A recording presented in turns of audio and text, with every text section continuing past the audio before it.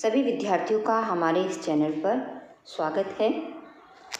आज हम इस वीडियो में समझेंगे कक्षा 10 जो हिंदी की पुस्तक है उसके लास्ट में जो आपका संस्कृत है, जो आपका संस्कृत में अनुवाद करने को परीक्षा में आता है, उसका अनुवाद आप कैसे करेंगे इस वीडियो में बहुत ही सरल तरीके से आप समझने वाले हैं। तो पहला पाठ है आपका वाराणसी। परीक्षा में इस तरह से संस्कृत अवतरण ये लिखा हुआ आता है और उसका आपको करना होता है अनुवाद। जैसे कि ये यहाँ से लेकर के यहाँ तक लिखा हुआ है संस्कृत में और आपको इसका हिंदी अनुवाद करना होता है। तो किस तरह से आप हिंदी अनुवाद लिखेंगे, तो जैसे लिखा है यहाँ पर गद्यांशों का संदर्भ सहित अनुवाद। तो पेपर में आपको इस तरह से लिखा हुआ आएगा कि गद्यांश का संदर्भ सहित अनुवाद लिखिए। तो सबसे पहले आप लिखेंगे संदर्भ। तो संदर्भ कैसे लिखेंगे? सबसे पहले लिखेंगे प्रस्तुत गद्यांश हमारी पाठ्य पुस्तक के संस्कृत खंड में संकलित वाराणसी नामक पाठ से लिया गया है। जैसे आप हिंदी में लिखते हैं उसी तरह से आप संस्कृत के गद्यांश का भी संदर्भ इसी तरह से लिखेंगे कि प्रस्तुत गद्यांश हमारी पाठ्य पुस्तक के संस्कृत खंड में संकलित वाराणसी नामक पाठ से लिया गया है।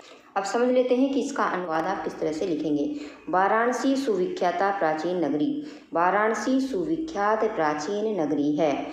इयं विमल सलिल तरंगाया गंगाया कूले स्थिता। इयं यह विमल सलिल तरंगाया स्वच्छ व पावन जल की गंगाया, यह विमल सलिल तरंगाया यानी ये स्वच्छ व पावन जल की लहरों वाली गंगा के कूले स्थिता किनारे पर स्थित है। अस्या घट्टानां बलाकृतिः पंक्ति धवलाया चंद्रिकायां बहुराजते। इसके घाटों की घुमावदार आकार वाली कतारें या पंक्तियाँ, यहाँ पर लिखा है पंक्ति उज्ज्वल चंद्रमा की सफ़ेद चांदनी में बहुत सुंदर लगती हैं। अस्या इसकी घट्टानां बला आकृति, इसके घाटों की घुमावदार आकार वाली पंक्ति या पंक्तियाँ भी लिख सकते हैं या कतारें, धवलाया उज्ज्वल, चंद्रिकाया चंद्रमा की सफ़ेद चांदनी में बहुराजते बहुत सुंदर लगती हैं।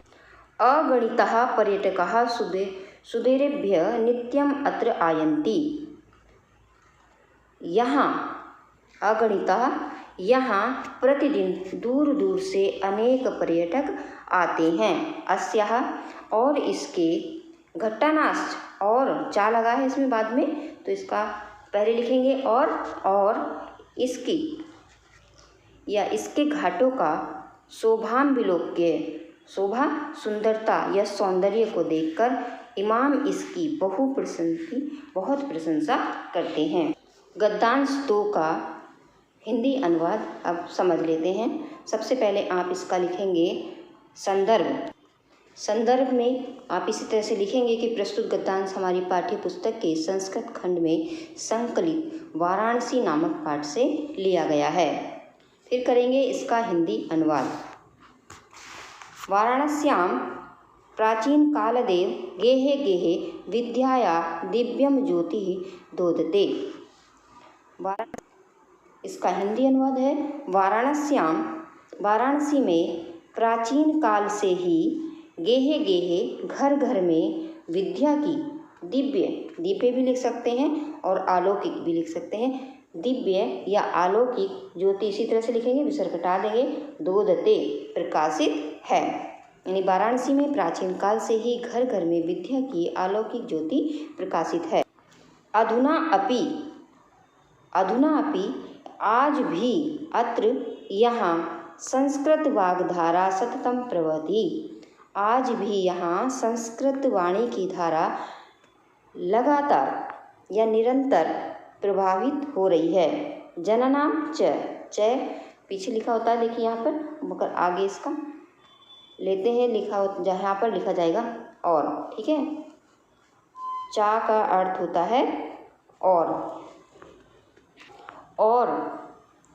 जनानां ज्ञानस्य और लोगों के ज्ञान को वर्धती बढ़ा रही है।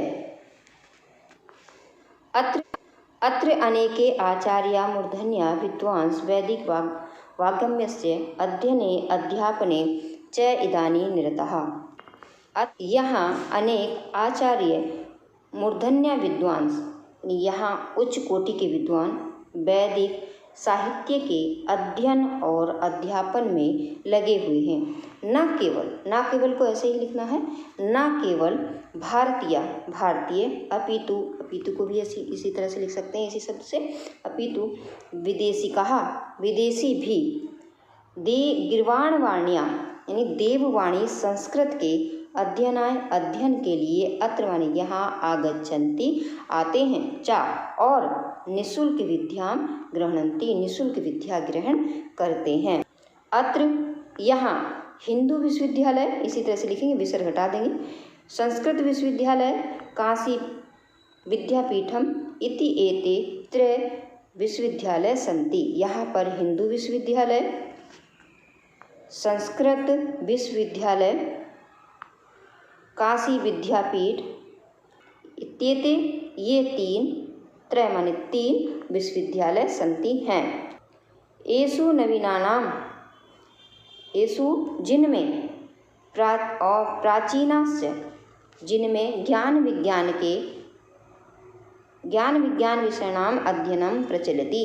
एषु नवीनानाम इनमें ज्ञान विज्ञान के नवीना और प्राचीन यानी नए और पुराने विषयों का अध्ययनम प्रचलति अध्ययन चलता रहता है।